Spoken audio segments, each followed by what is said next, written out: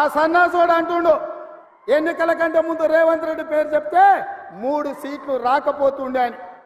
నేను ఇవాళ ఈ వేదిక మీద నుంచి ఆ సొల్లు వాగుడు వాగే కేటీఆర్కి సవాలు విసురుతున్నా. బిడ్డ, ఇవాళ నేనే ముఖ్యమంత్రి, నేనే పిసిసి ప్రెసిడెంట్ను. రేపు రాబోయే పార్లమెంట్ ఎన్నికల్లో నేను సవాలు విసురుతున్నా. నీ చేతనైతే దమ్ముంటే, నువ్వు మగోడు అయితే ఈ తెలంగాణ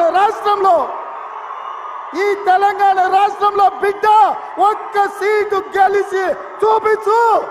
నీ అయ్యా నువ్వు వస్తావో నీ అయ్య వస్తాడో మా కార్యకర్తలు చూసుకుంటారు బిడ్డ. రుణమాఫీ చేయి నేను కూడా అనవచ్చు.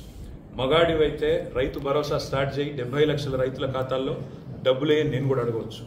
మగాడివైతే మహాలక్ష్మి స్టార్ట్ చేయి, 1,67,00,000 మంది ఆడబిడ్డలు ఉన్నారు, నెలకు 2,500 ఇస్తానన్నావు, స్టార్ట్ చేయి నేను కూడా అడగవచ్చు. కానీ నేను ఇవన్నీ అనట్లేదు. ఒక్క సీట్ అయినా గెలవము అనే మాట మాట్లాడావు కదా. నీకు నిజంగానే దమ్ముంటే రేవంత్ రెడ్డి గారు, నేను సవాల్ చేస్తా ఉన్నా, నేను నా సిరిసిల్ల ఎమ్మెల్యే పదవికి రాజీనామా చేసి వస్తా. నువ్వు నీ ముఖ్యమంత్రి పదవికి, కొడంగల్ ఎమ్మెల్యే పదవికి రాజీనామా చేసిరా. నీ సిట్టింగ్ సీటు మల్కాజ్గిరిలో ఇద్దరం కొట్లాడదాం. ఆ ఒక్క సీట్లోనే తేల్చుకుందాం. ఈ రాష్ట్రం అంతా అతలాకుతలం చేయాల్సిన అవసరం లేదు.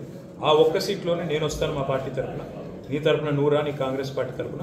అక్కడ తప్పకుండా తేల్చుకుందాం. ఎందుకంటే ఒక్క సీటు గెలవను అని మాట్లాడుతున్నాం. మరి నీ మల్కాజ్గిరి పార్లమెంట్ సీట్లో అసలు ఎన్ని ఎమ్మెల్యేలు గెలిచింది కాంగ్రెస్ పార్టీ? గుండు సున్నా.